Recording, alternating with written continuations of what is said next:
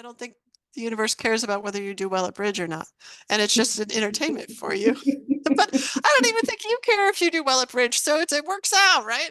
So it's holding hands with the universe is the experience and just being like, oh, okay, yeah, okay, one thing to the next and the next and the next. Now, in terms of data, so what we know is that a couple things. One is Serena, I think that's how you pronounce her name, Roni Dougal. I've met her several times. She did some research with meditators, specifically to Tibetan monks who have meditated a lot, and showed that your capacity to predict future events that should be unpredictable, precognition, was better the more that they'd meditated. But that could have been conflated with age because also they had been monks for a while, and the older ones also had meditated for more hours necessarily because they had been alive longer. And that she replicated that. And so that's interesting in terms of what we're talking about in terms of emotional maturity and capacity to sort of hold hands with the universe or be calm.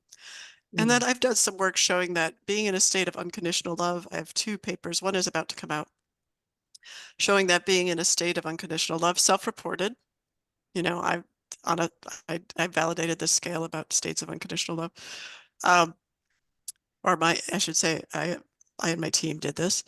And that those who are in a state of high unconditional love, which is a self-transcendent, another self-transcendent state, do statistically significantly better at a precognitive remote viewing task. So these kind of things tell me that there's this, I like to call it the pervasive universal consciousness, or Puck, like the character from Midsummer Night's Dream. Yes. Because Excellent. it's exactly like that. It's a little bit mischievous.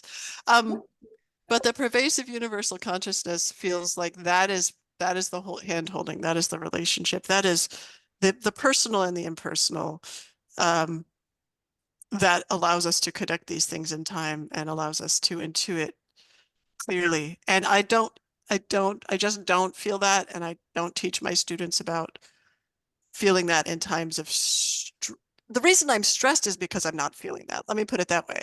So to me, when I'm feeling that, I can't be stressed because everything's fine no matter what's going on, even in a emergency state. Like, when my husband used to be really, really sick and there would be these emergencies with his oxygen tank. In an emergency state, when I'm feeling this Puck feeling, pervasive universal consciousness connection, I can function at a high level because it's the next thing, do the next thing, do the next thing, get the oxygen to him, do the next thing, recognizing all the implications and stuff. And that's what people report. I mean, that's the mental martial art effect people report all the time from doing this kind of work.